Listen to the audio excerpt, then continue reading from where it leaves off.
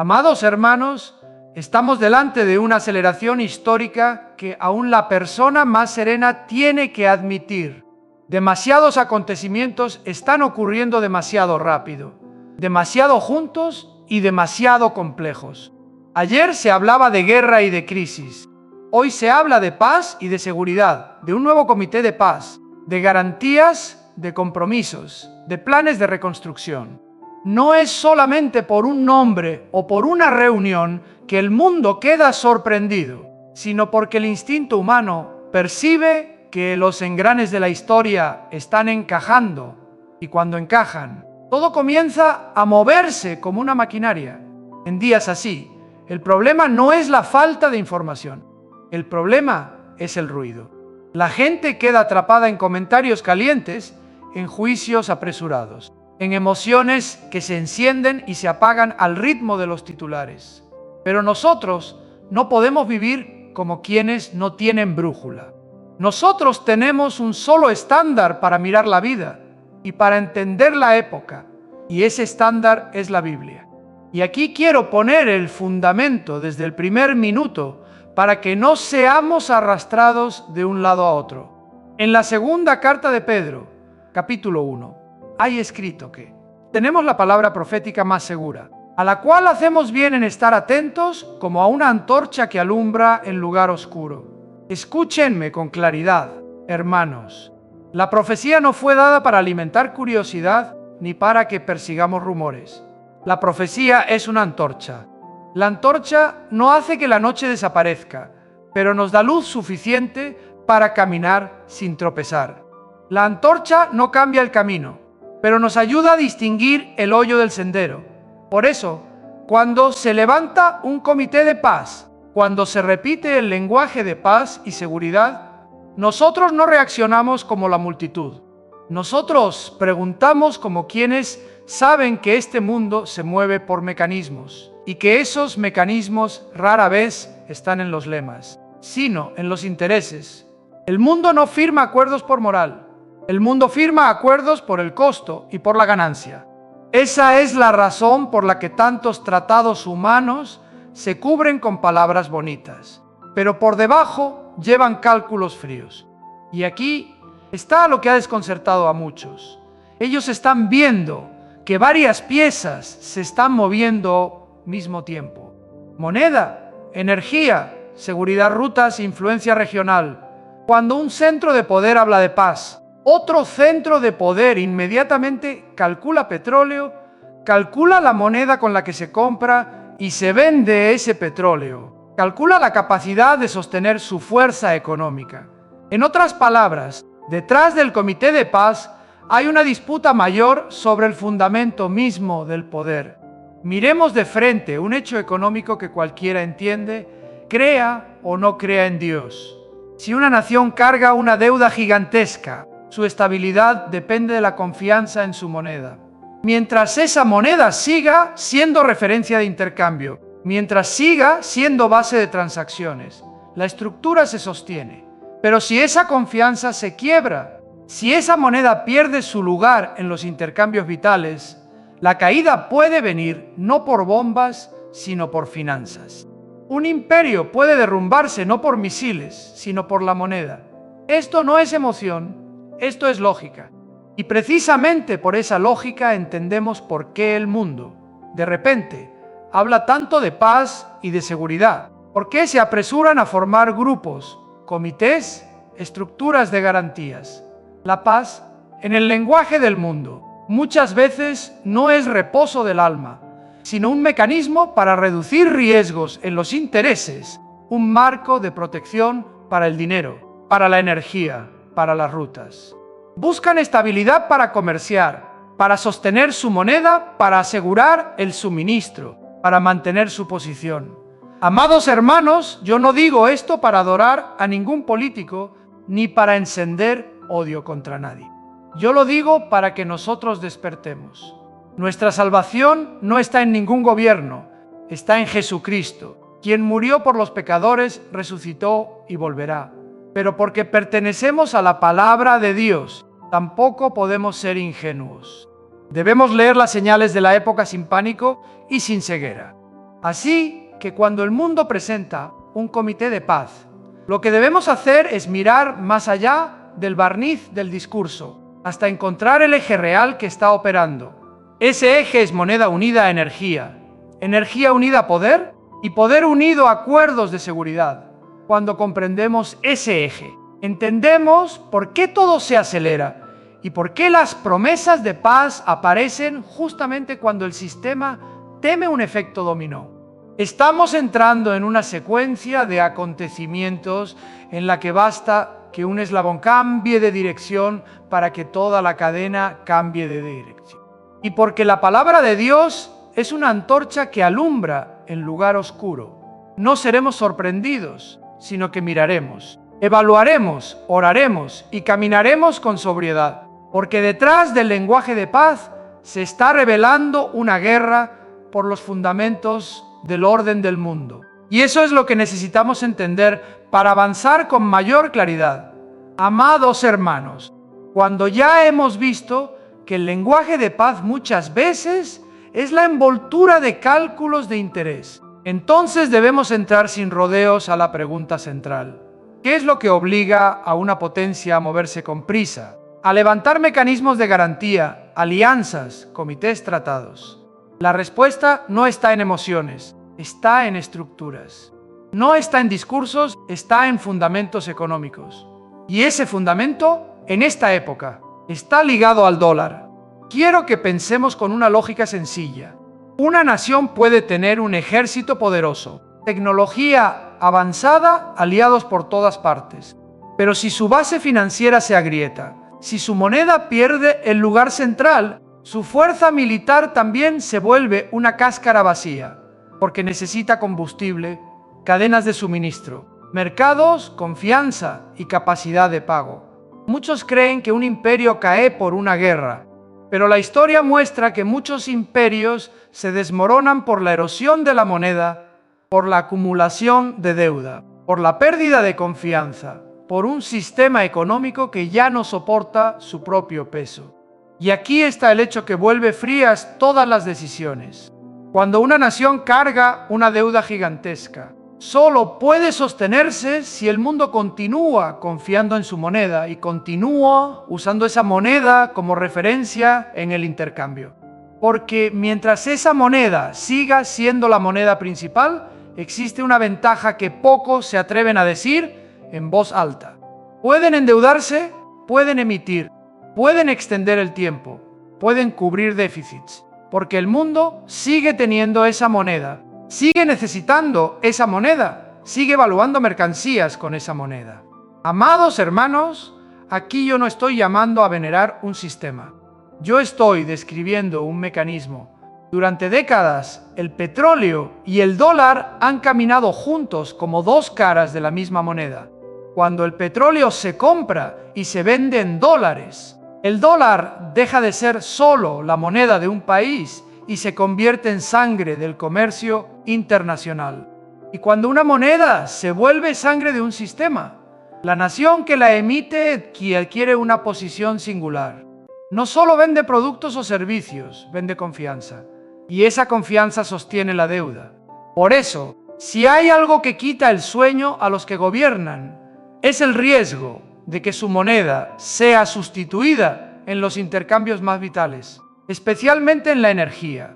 Cuando la energía comienza a negociarse en otras monedas, cuando bloques económicos buscan rutas para salirse del patrón antiguo, eso deja de ser un asunto técnico. Es un desplazamiento de poder. Y cuando el poder se desplaza, todo lo demás se mueve con él. Alianzas, estrategias, comités paz, seguridad. Y aún el lenguaje moral con el que se intenta convencer a las masas. Así que debemos entender por qué, cuando algunos regresan al poder, su prioridad no es la retórica elegante, sino un objetivo crudo: impedir que la moneda caiga, porque si la moneda cae, se activa una cadena. La deuda queda expuesta sin disfraz. Los intereses se vuelven una cuerda al cuello. Los mercados reaccionan. Los aliados recalculan. Los rivales aceleran el reemplazo. Y cuando la confianza se rompe, El colapso puede venir como un viento que entra a una casa cuyos cimientos ya estaban podridos. Aquí tenemos que decir algo más para no ser engañados por la apariencia. El mundo justificará estos movimientos con lemas como defender la libertad, defender la democracia, defender la paz. Pero por debajo, muchas veces está la pregunta real. ¿Qué moneda será la referencia? ¿Quién controla la energía? ¿Quién controla las rutas? ¿Quién puede obligar a otros a aceptar las reglas del juego? Cuando ustedes ven ese eje, descubren una verdad inquietante. A veces una decisión monetaria puede sacudir la geopolítica más que un desfile militar. Y aquí quiero clavar una estaca espiritual para que no nos desviemos. La Biblia no nos llama a ser fanáticos de la política. La Biblia nos llama a velar. La Biblia nos enseña a mirar el corazón humano y la naturaleza del poder. El poder de este mundo siempre busca preservarse. Firma paz cuando necesita paz para proteger intereses. Amenaza cuando necesita amenaza para proteger intereses. Se da la mano hoy y se da la espalda mañana si el balance cambia. Por eso, el pueblo de Dios no puede poner su esperanza en la estabilidad falsa del mundo, sino en el Dios que no cambia. Sin embargo, como estamos viviendo historia real, debemos mirar la realidad con sobriedad. Si el dólar es la columna vertebral del orden actual, entonces muchos planes de paz, muchas alianzas, muchos trueques de energía terminan regresando a esta pregunta. ¿Quién sostiene esa columna vertebral? ¿Y quién está tratando de quebrarla? Y eso explica por qué los movimientos diplomáticos y de seguridad se han vuelto tan acelerados. No es casualidad, es la reacción de un sistema que intenta defenderse. Y cuando un sistema se defiende, buscará cerrar los recursos vitales, buscará mantener su moneda como la moneda del intercambio, buscará dejar al rival sin energía, sin flujo de dinero, sin espacio estratégico. Y eso nos conduce a la siguiente cadena de reacciones, donde sanciones, comercio energético y rutas alternas de pago comienzan a levantar una ola de desdolarización que muchos minimizan, pero que en realidad es una de las fuerzas más peligrosas de esta época. Amados hermanos, si ya establecimos que el dólar funciona como columna vertebral de un orden, ahora debemos mirar el empujón que ha puesto esa columna bajo una prueba más intensa que en décadas. Ese empujón no comenzó con un discurso, comenzó con sanciones. Las sanciones son un arma que no explota, pero golpea el torrente sanguíneo del sistema. Corta flujos de dinero, aprieta el comercio, bloquea mecanismos de pago y obliga a las partes a buscar cómo sobrevivir. Y aquí la lógica es clara. Cuando una economía grande es empujada fuera de los canales principales, tiene dos caminos. O se derrumba o abre otra ruta.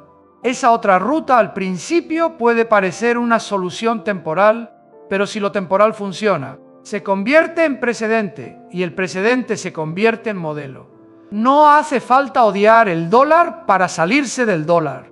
A veces basta con ser forzado a salir y luego descubrir que aún fuera se puede comprar y vender y entonces se sigue saliendo. Amados hermanos, pongan atención. La energía es un producto especial porque ninguna nación puede vivir sin ella. Usted puede cambiar de proveedor de aparatos, pero no puede cambiar la necesidad de energía de toda una industria de la noche a la mañana. La energía es la arteria. Por eso, si las sanciones hacen que las transacciones energéticas no puedan pasar por el canal antiguo, la arteria buscará otro cauce. Y cuando la arteria corre por otro cauce, la moneda que viaja con ella también cambia. Aquí no necesitamos especulación, solo necesitamos observar cómo funciona el mundo. Si antes gran parte de la energía se evaluaba y se pagaba bajo un patrón, las sanciones generan la necesidad de pagar bajo otro. Compradores y vendedores comienzan a usar sus propias monedas o algún instrumento intermedio, con tal de que la transacción no sea bloqueada. Y cuando eso sucede por suficiente tiempo, otras naciones lo miran y aprenden. no necesariamente por ideología, sino por pragmatismo. Descubren que pueden reducir la dependencia de una sola referencia. Amados hermanos, en ese punto la geopolítica entra a un nivel más profundo. Las sanciones no son solo castigo. Las sanciones son un mensaje para el mundo de que el sistema de pagos puede usarse como un interruptor. Hoy te enciendo para que compres, mañana te apago para que no compres. Y cuando el mundo ve ese interruptor, nace el instinto de defensa nacional. En el fondo dirán, si un día me apagan, necesito otra ruta. Y ese pensamiento, silencioso pero poderoso, empuja la desdolarización no como un anuncio ruidoso, sino como una corriente subterránea. Y entiendan esto, cuando se habla de desdolarización, muchos creen que es solo un eslogan de ciertos bloques, pero su esencia es un cambio de hábito. Una vez que el hábito de negociar energía deja de estar atado a una sola moneda, el orden del poder comienza a mostrar grietas. Porque la moneda no es solo papel. La moneda es confianza, es capacidad de fijar precios, es posibilidad de endeudarse, es atracción de capital.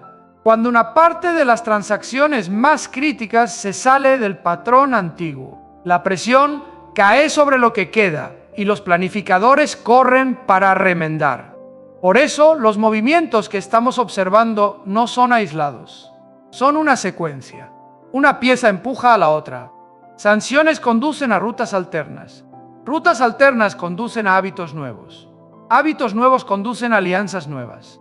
Alianzas nuevas conducen a cálculos sobre petróleo, rutas, zonas de influencia. Y entonces el mundo vuelve a hablar de paz y seguridad como un marco de estabilidad para un sistema que está temblando. ¿Lo ven? Muchas veces las promesas de paz suenan más fuerte precisamente cuando el fundamento está siendo probado con mayor intensidad. La Escritura nos enseña que este mundo se mueve por fuerzas que operan con intereses y soberbia, y el ser humano busca mantener el control. Por eso, cuando el mecanismo de comprar y vender se siente amenazado, la reacción natural del poder es construir nuevos mecanismos para garantizar que el comercio continúe. Y esa observación nos conduce a un símbolo muy visible de esta época, cuando ciertos bloques de naciones comienzan a hablar de reducir la dependencia del patrón antiguo y levantar otro. Y allí entra una agrupación económica que se ha vuelto señal de un desplazamiento que muchos creen lejano, pero que en realidad se está acercando. Amados hermanos, cuando ya hemos visto el empujón de las sanciones y la aparición de rutas alternas de pago, ahora entramos en un fenómeno que ya no se menciona en voz baja, se menciona en voz alta. Ya no se insinúa, se nombra. Y en el centro de ese discurso aparece una palabra que hace algunos años parecía lejana para muchos, pero hoy se ha vuelto un símbolo. BRICS. Yo quiero que nosotros entendamos primero un principio. En política y economía, a veces lo más peligroso no es un hecho aislado, sino un precedente. Un precedente le dice al mundo que sí se puede hacer distinto. Un precedente rompe la idea de que solo existe una forma de operar. Un precedente abre la imaginación de los gobiernos y de los mercados. Y en el contexto actual, BRICS funciona como esa señal. Algunos quieren convertir lo que comenzó como salida temporal en una estructura de largo plazo. Muchos oyen el nombre de un bloque económico y piensan que se trata de comercio, de números, de tratados. Pero yo les digo, es más profundo, porque detrás de cualquier bloque grande hay una pregunta silenciosa que determina el destino de las naciones. ¿Quién fija el precio? ¿Quién define el patrón de pago? ¿Quién sostiene la confianza global? La moneda no sirve solamente para comprar y vender. La moneda es poder suave. La moneda es palanca. La moneda es una cuerda invisible con la que se amarra a los países a un orden. Amados hermanos, veamos el mundo como un cuerpo. Si la energía es la sangre, la moneda con la que se paga la energía es la respiración. Usted puede sobrevivir sin muchas cosas, pero no puede sobrevivir si alguien controla su aire. Cuando una moneda se vuelve la respiración del comercio energético, la nación que sostiene esa moneda adquiere una capacidad enorme de influir sobre todo el sistema, porque los intercambios pasan por ese conducto. Y por eso, cualquier intento de levantar un patrón alterno nunca es solamente economía. Es una declaración. No queremos vivir con un interruptor en el cuello que nosotros no controlamos. Y cuando se presenta BRICS como alternativa, lo primero que sucede es un impacto en la mente de los países. Se siembra una pregunta que parece sencilla, pero es explosiva. Si existe otra opción, ¿por qué debemos depender de una sola? Y aquí nosotros debemos recordar que los mercados viven de expectativas. Cuando la expectativa cambia, el dinero cambia de dirección. Cuando el dinero cambia de dirección, la política cambia. Cuando la política cambia, las alianzas cambian. Por eso yo no quiero que nosotros miremos BRICS como un monstruo mítico, ni tampoco que lo despreciemos como algo lejano. Hay que verlo por lo que es. Un signo de un proceso de redistribución de influencia en un mundo que se está volviendo más multipolar. Multipolar no significa solamente más potencias. Multipolar significa más centros decidiendo moneda, energía, cadenas de suministro, tecnología. Y cuando hay más centros, la competencia deja de ser solo militar. La competencia se vuelve esta. ¿Quién pone las reglas del juego? Amados hermanos, por eso, en cada giro de la historia vuelve el lenguaje de paz y seguridad. Porque cuando un orden es desafiado, todos quieren un marco que estabilice sus intereses. Y cuando la estabilidad tiembla, aparecen comités, grupos, mecanismos de garantía. El mundo quiere acuerdos para evitar un colapso, pero también quiere acuerdos para fortalecer posiciones. Quieren reducir riesgo, pero al mismo tiempo aumentar control. Hablan de paz y al mismo tiempo preparan palancas. Y aquí es donde nosotros debemos conectar con seriedad con un pilar bíblico sobre el mecanismo de comprar y vender.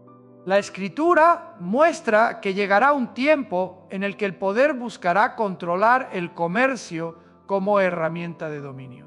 Yo no estoy diciendo que cualquier bloque económico sea el cumplimiento directo e inmediato. Yo estoy diciendo que estamos viendo crecer la mentalidad de control del sistema. Porque cuando el ser humano entiende que quien controla el patrón de pago controla la respiración económica, el ser humano buscará concentrar el poder en el sistema, porque el sistema es más eficaz que las armas. El sistema obliga sin necesidad de disparar. Por eso nosotros debemos velar, no por pánico, sino por entendimiento. Si el orden antiguo se agrieta, las fuerzas en competencia no se van a detener, se van a reorganizar, van a levantar alianzas, van a diseñar estructuras paralelas. Y mientras el ciudadano común solo ve titulares, reuniones y fotografías, detrás se libra una guerra por los fundamentos. ¿Qué moneda será referencia? ¿Cómo se moverá la energía? ¿Quién tendrá la capacidad de abrir o cerrar la válvula del comercio? Así que cuando BRICS se coloca sobre la mesa como mensaje, nosotros debemos escuchar lo que hay detrás del mensaje. Hay naciones diciendo, queremos otro orden. Y cuando alguien quiere otro orden, quien sostiene el orden actual responde. Esa respuesta no se queda en palabras. Se convierte en estrategias de cerrar recursos, asegurar petróleo, controlar rutas, limitar al rival en energía, en dinero, en espacio de maniobra. Y en ese punto, el tema deja de ser teoría y se vuelve una cadena de movimientos muy concretos alrededor de una nación que posee algo que todos necesitan y que quien lo controle puede doblar varios eslabones a la vez. Amados hermanos, si ya vimos la disputa por el patrón de pago, ahora tenemos que mirar aquello ante lo cual toda moneda termina inclinándose: la energía. El dinero se puede imprimir, las promesas se pueden repetir, los acuerdos se pueden firmar, pero la energía no se puede inventar. Quien controla el flujo de energía controla la capacidad de negociar. Quien controla el petróleo puede provocar escasez al rival y dependencia al aliado. Esta es la lógica cruda del mundo. Por eso, cuando se habla de movimientos para impedir que una moneda se derrumbe, tenemos que ver el eslabón inevitable: asegurar y cerrar las fuentes de suministro que pueden cambiar el balance. Y en esa cadena, Venezuela deja de ser un nombre lejano. Es un reservorio, es una fuente, es una válvula. Si esa válvula se abre para alguien, ese alguien respira. Si esa válvula se cierra para alguien, ese alguien se queda sin aire. Y el mundo se mueve por el trueque. Yo te doy lo que tú necesitas, tú me das lo que yo necesito. No hay amistades eternas, hay intereses eternos. Un líder puede darse la mano hoy y dar la espalda mañana si el interés cambia. Por eso, cuando una potencia quiere apretar el orden, no comienza con frases morales. Comienza con petróleo y con flujo de dinero. Comienza con los puntos que permiten torcer toda la cadena de suministro. Amados hermanos, miren el mecanismo. Si una fuente de petróleo ha sido un canal importante para ciertos rivales estratégicos, entonces controlar esa fuente produce un efecto dominó. El rival no solo pierde petróleo, pierde acceso conveniente, pierde estabilidad en precios de energía, pierde una parte de la respiración industrial. Y cuando la industria se queda sin aire, las ambiciones militares y geopolíticas también se frenan.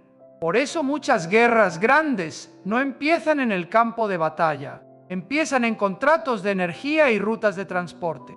En ese sentido, Venezuela aparece como objetivo estratégico para recuperar iniciativa.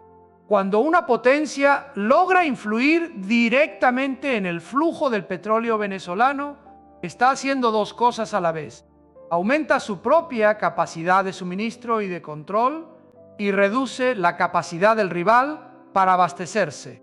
Convierte el petróleo en palanca. Convierte a una nación en pieza clave en un tablero mayor. Amados hermanos, aquí muchos se equivocan porque piensan que esto es solo política interna de un país. No, esto es estrategia de sistema. Así se aprieta el orden global cuando está bajo prueba. Cuando un patrón monetario es desafiado, quien sostiene el orden antiguo responde controlando los recursos que mantienen ese patrón con vida. Y el petróleo es uno de esos recursos. Si usted puede asegurar que el petróleo siga siendo canalizado conforme a sus intereses, usted gana tiempo para su moneda, para su deuda, para sus mercados. Y aquí debemos ver algo más. Controlar petróleo no es solo comprar y vender, es impedir. Impedir que el rival tenga energía suficiente para expandirse. Impedir que el rival tenga flujo de dinero suficiente para financiar ambiciones.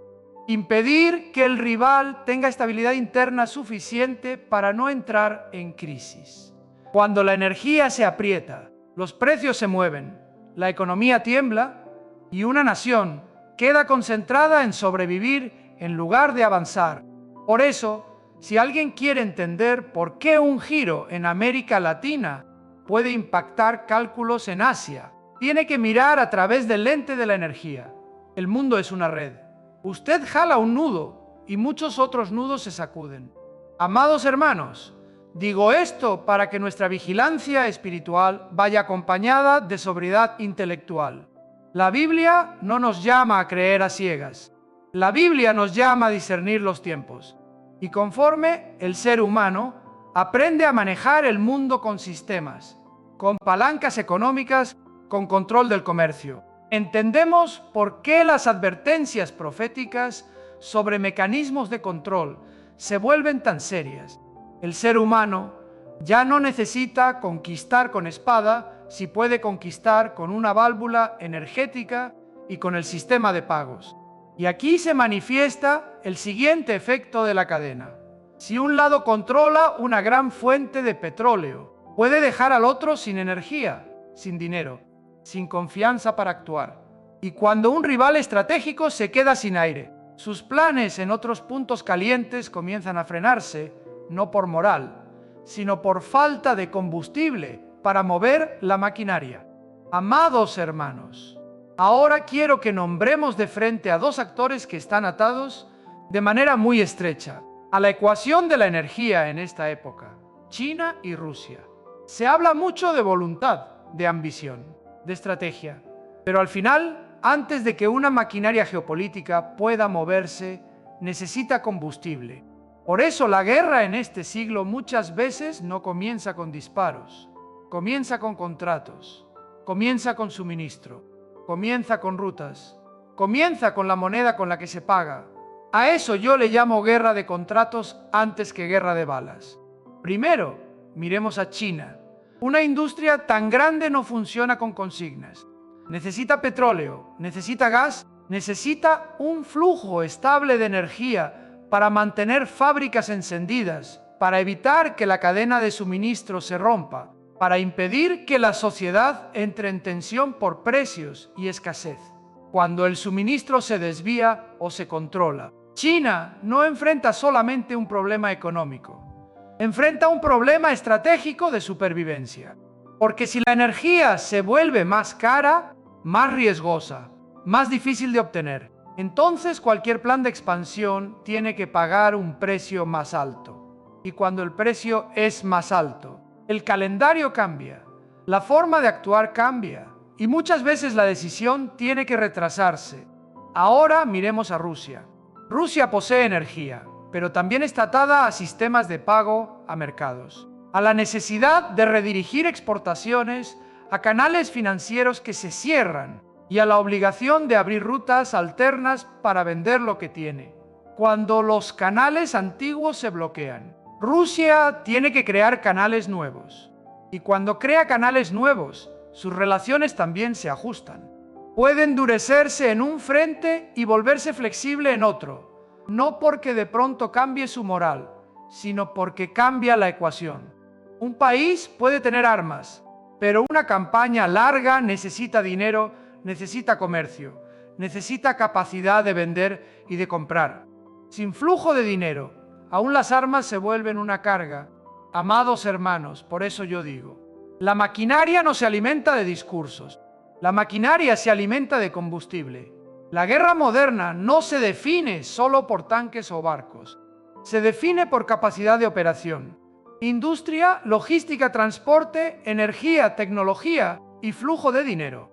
Usted puede dibujar mapas y levantar consignas, pero si no tiene energía para sostener industria, transporte, fuerza militar y suministro, entonces la ambición se queda en palabras. Y cuando una gran fuente de petróleo queda bajo el control de una parte, el efecto se vuelve una cadena.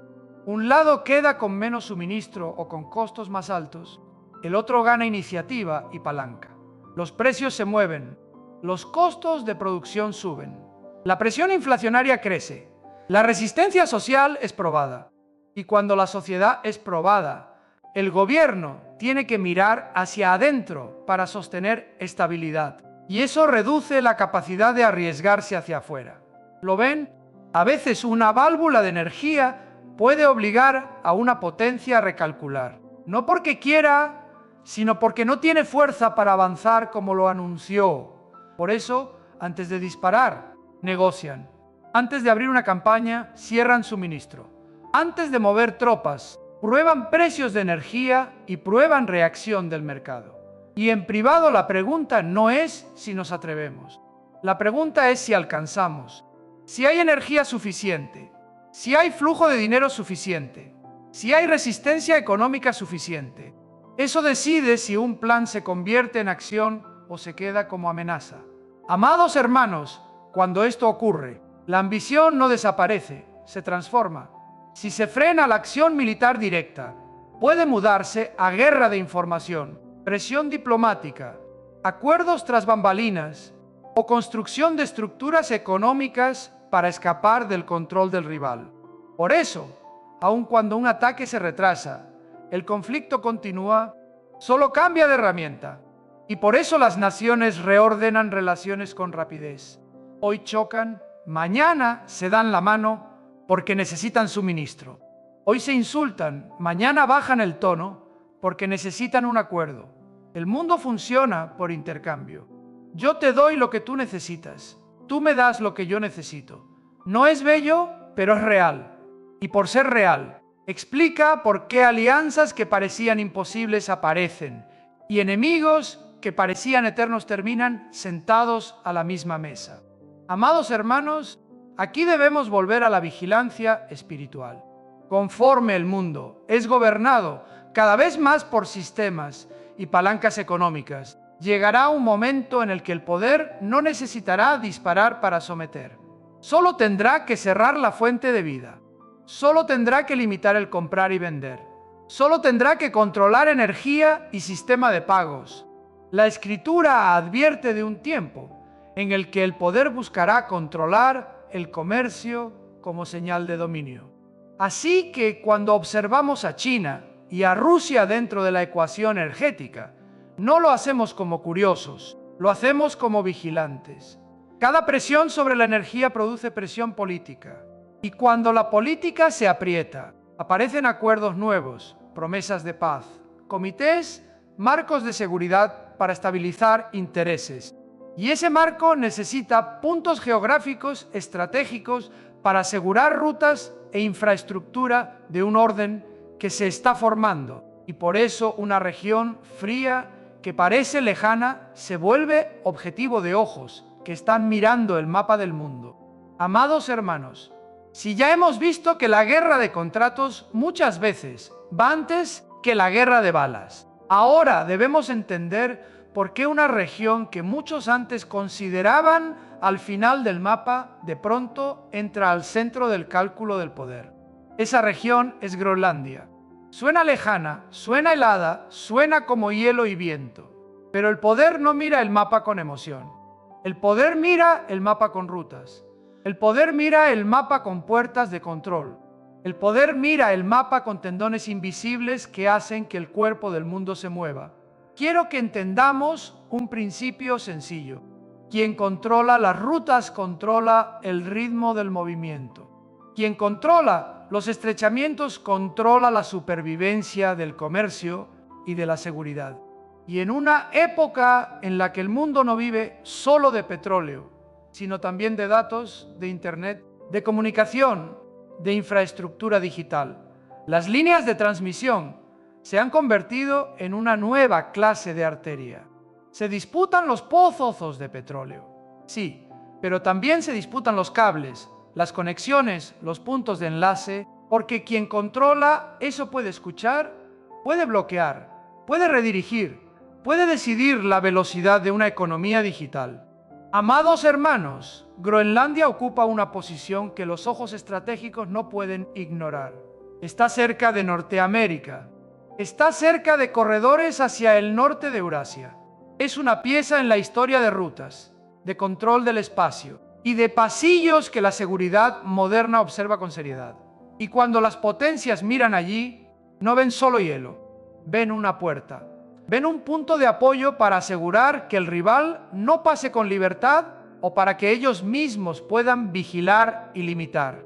Aquí debemos recordar lo que ya vimos sobre moneda y energía.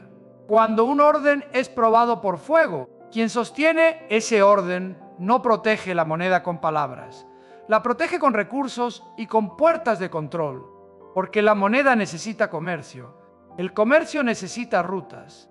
Las rutas necesitan puntos de apoyo.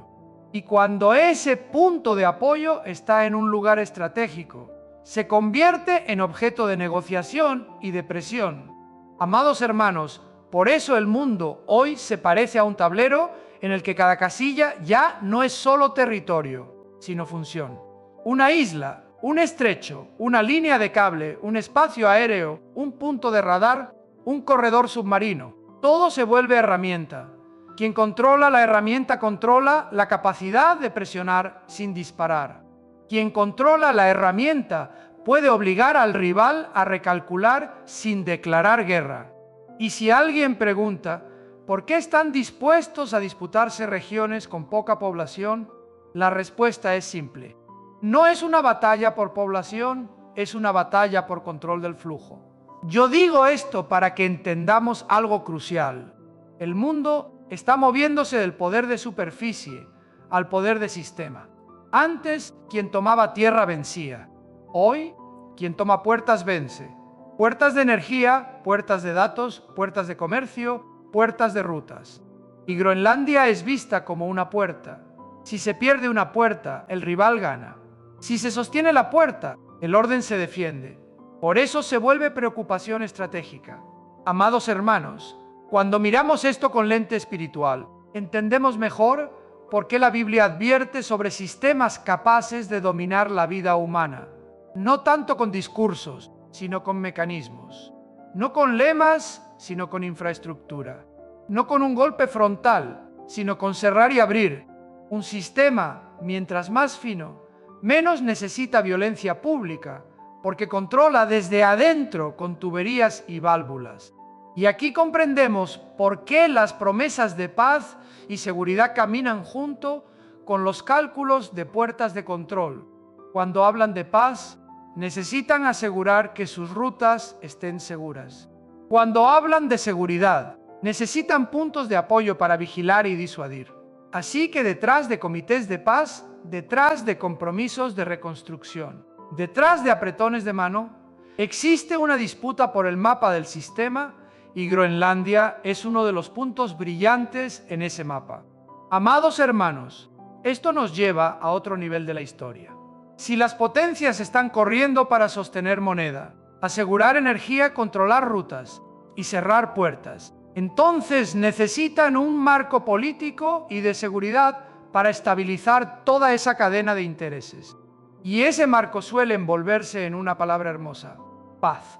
Pero la paz del mundo nunca dura si no toca la raíz. Y la raíz aquí no es emoción, es disputa de poder. Por eso, conforme se acercan los comités y las garantías, nosotros debemos observar quién está adentro, quién pone el dinero, quién sostiene las puertas y qué están prometiendo. Porque en ese punto la advertencia bíblica sobre cuando se hable de paz y seguridad comienza a sonar con más fuerza en la conciencia del que vela. Amados hermanos, si ya vimos que las puertas geográficas y la infraestructura digital se vuelven objetivos, ahora debemos nombrar el pulso que está cubriendo a muchas naciones. Es el pulso entre soberanía y supergobernanza, entre el derecho de decidir y la presión de estructuras que operan por encima de las fronteras, entre la capacidad de autodeterminarse y la posibilidad de ser redirigidos por estándares y marcos diseñados fuera del país. A esto muchos le llaman contra la globalización. Se menciona la Agenda 2030. Se mencionan foros y círculos de élite, donde se presentan ideas de gobernanza global como solución a las crisis. Pero yo quiero que nosotros miremos con lógica, no con consignas. La lógica del poder es siempre parecida.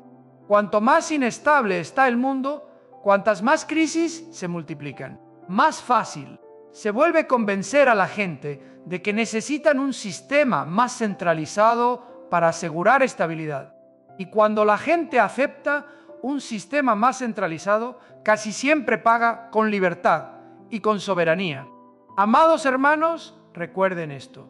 Ningún sistema de poder pide más autoridad solo para hacer el bien. Pide más autoridad porque quiere controlar. Hablarán de seguridad porque la seguridad activa el miedo. Hablarán de paz porque la paz activa la esperanza. Hablarán de sostenibilidad porque suena moral. Pero por debajo está la pregunta real. ¿Quién escribe las reglas? ¿Quién mide? ¿Quién castiga? ¿Quién recompensa? Cuando ustedes entienden esa pregunta, entienden por qué tantas naciones empiezan a reaccionar. No es solamente política interna. Es la percepción de que la soberanía está siendo desgastada por estructuras invisibles. Y aquí conectamos las piezas que ya hemos visto. La moneda es probada, la energía es redirigida, las rutas son disputadas. La infraestructura digital se vuelve arteria. Cuando todo eso ocurre, surge una pregunta. ¿Quién gobierna el sistema? ¿Quién coordina? ¿Quién define estándares? ¿Quién tiene el interruptor? Y allí la idea de supergobernanza se vuelve atractiva para quienes desean control y se vuelve alarmante para quienes quieren autodeterminación. Amados hermanos, digámoslo con honestidad. El mundo no carece de capacidad.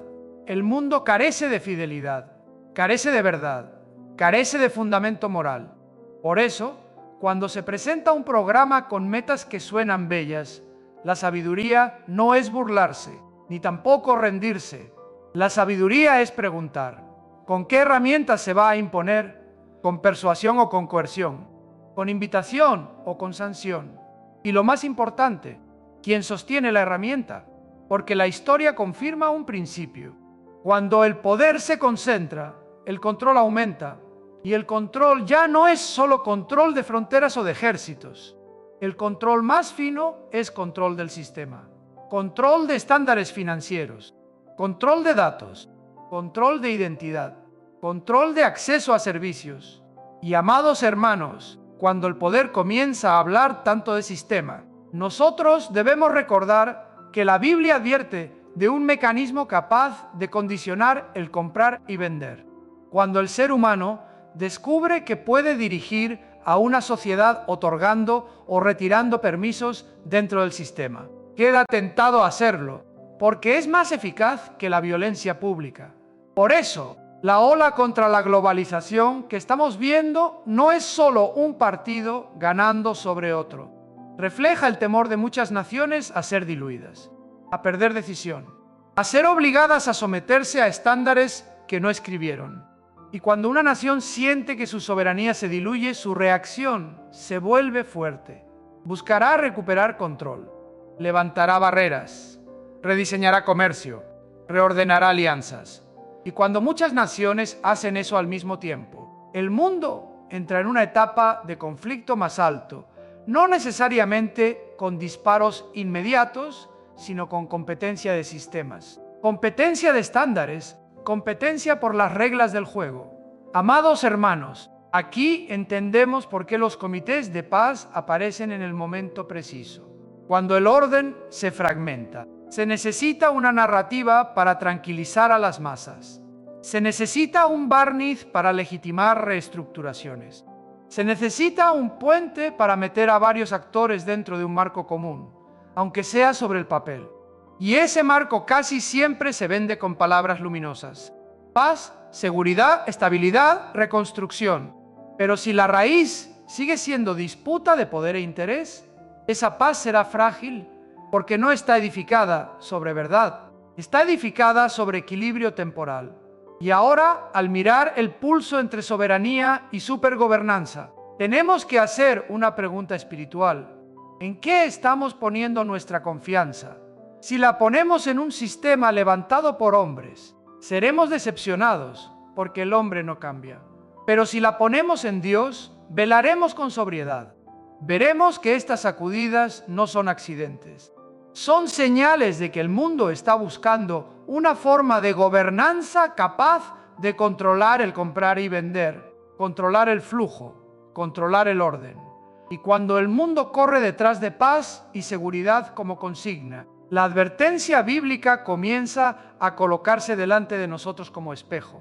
Y aquí la historia desciende a un punto concreto, donde la paz se promueve como solución, el dinero se presenta como compromiso y la seguridad se promete como garantía. Pero en realidad es una mesa enorme de negociación entre actores, con una ciudad devastada y una región que siempre ha sido chispa. Al mirar allí, veremos con más claridad por qué se necesitan comités, por qué se necesitan firmas y por qué se necesitan figuras que pretendan garantizar. Amados hermanos, si ya vimos el pulso entre soberanía y supergobernanza, ahora todo desciende a un punto caliente concreto, donde la palabra paz puede cubrir una mesa enorme de negociación.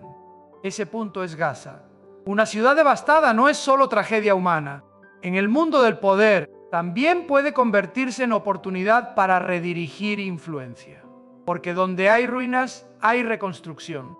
Donde hay reconstrucción, hay dinero. Y donde hay dinero, hay condiciones. Quiero que lo veamos con claridad. La reconstrucción nunca es pura caridad cuando se mezcla con geopolítica. Reconstrucción es un contrato de largo alcance. Reconstrucción es control de materiales, de contratistas, de puertos, de rutas, de fronteras y de flujos financieros. Reconstrucción también es control de seguridad. Y cuando la seguridad se pone sobre la mesa, aparece de inmediato la pregunta: ¿quién estará allí para garantizar? ¿Quién será fuerza de contención? ¿Quién vigilará? ¿Quién decidirá cuando haya violación? Y allí, amados hermanos, se levanta la cáscara de paz. Se dirá: venimos a reconstruir, a mantener orden, a garantizar que la violencia no regrese. Suena bello. Pero nosotros debemos preguntar como quienes velan: ¿quién paga? ¿Y qué quiere el que paga? Porque en este mundo el que paga nunca paga solamente. Compra influencia, compra condiciones, compra asiento principal, compra el derecho de escribir reglas. Y dentro de esta lógica hay un hecho: los países con capital, especialmente los que pueden inyectar grandes fondos, se vuelven centro del plan de reconstrucción. Y al entrar, exigirán un marco de seguridad para proteger inversión. Exigirán estructuras de garantía para proteger interés. Exigirán un comité, un grupo, un mecanismo anunciado como solución de paz. Pero en el fondo, eso funciona como legitimación de presencia y control. Amados hermanos, aquí recordamos la regla del intercambio. Yo te doy, tú me das. En geopolítica pocas cosas ocurren por pura bondad, ocurren por interés. Uno dirá: yo te ayudo a reconstruir. El otro responderá: entonces, ¿qué me das? Me das acceso, me das papel de garante, me das influencia en decisiones, me das lugar en la mesa. Y así, la paz se vuelve un producto envuelto en lenguaje moral, pero operado por contrato. Y en este punto viene la pregunta de seguridad. ¿Quién impedirá que la violencia regrese? ¿Quién garantizará que Israel no sea atacado? ¿Quién controlará grupos armados? ¿Quién trazará los límites de intervención? Amados hermanos, aquí es donde las promesas son más frágiles, porque en una región donde el odio es profundo, donde la historia pesa, donde la religión ha sido politizada, ningún papel puede producir paz verdadera por sí mismo. Por eso yo digo que esto es una cáscara de paz. Una cáscara puede tranquilizar por un tiempo, puede producir sensación de control, pero si el motor interno sigue siendo disputa de poder, la cáscara se rompe cuando la presión sube. Y la presión aquí es presión de intereses que se chocan. Uno quiere influencia, otro quiere soberanía, otro quiere seguridad, otro quiere ganancia. Y cuando esos objetivos se enfrentan, la paz del mundo revela lo que es: una tregua temporal condicionada. Amados hermanos, no digo esto para amargarnos. Lo digo para que no seamos hechizados por el lenguaje. Cuando se diga paz, miren el mecanismo. Cuando se diga reconstrucción, miren quién controla el flujo de dinero. Cuando se diga garantía, miren quién tiene el poder real de decidir. Porque eso muestra si estamos viendo paz por contrato y no paz de Dios. Y cuando el mundo grita paz y seguridad, la Escritura coloca una advertencia delante del creyente. En la primera carta a los tesalonicenses, capítulo 5, versículo 3, hay escrito que: cuando digan paz y seguridad, entonces vendrá sobre ellos destrucción repentina. Escúchenme con cuidado. Esto no significa que toda persona que hable de paz sea mala. Significa que habrá un momento en el que el mundo levantará paz y seguridad como consigna global, mientras por debajo existe una estructura frágil, y precisamente allí el golpe inesperado caerá como tormenta. Por eso, al mirar Gaza y los planes de reconstrucción, nosotros no miramos como espectadores, miramos como vigilantes. Porque aquí la profecía toca los mecanismos de la época. Paz empacada, seguridad prometida, dinero derramado, poder reordenado. Y justo cuando el ser humano cree que levantó un marco estable, descubre que no puede amarrar el corazón humano ni encerrar el pecado con acuerdos. Y aquí aparece otro factor que hará esa cáscara más convincente para muchas naciones: la participación de símbolos religiosos y voces con peso moral. Cuando esas figuras se presentan como garantes, muchos creerán más que la paz está llegando. Y eso hace que la advertencia bíblica suene más fuerte, porque el mundo no hablará de paz solo con política, también vestirá la paz con religión. Y allí entramos al último tramo de la cadena para entender por qué esa garantía puede convertirse en señal de una hora muy cercana. Amados hermanos, después de recorrer toda la cadena de esta época, desde la moneda, la energía, las rutas, las puertas de control, hasta el pulso entre soberanía y los acuerdos que se presentan como reconstrucción, ahora quiero que miremos el elemento que vuelve la cáscara de paz más persuasiva para las masas. Cuando la paz se viste de religión, cuando voces con peso moral aparecen para garantizar, cuando ya no se habla de paz solo con diplomacia, sino con la solemnidad de símbolos espirituales. Amados hermanos, el mundo es astuto. Sabe que el ser humano no vive solo de pan, también vive de fe y de sensación de seguridad. Cuando la política promete paz, muchos desconfían, pero cuando la religión respalda la paz, muchos bajan la guardia. Cuando una figura religiosa afirma que este es el camino correcto, que esto es garantía, que esto es reconciliación, muchas naciones lo aceptarán con más facilidad, porque piensan que la moral ya entró en juego, que lo sagrado cubrió el contrato, que la conciencia está protegiendo el sistema. Pero yo les hablo con la seriedad de la palabra de Dios.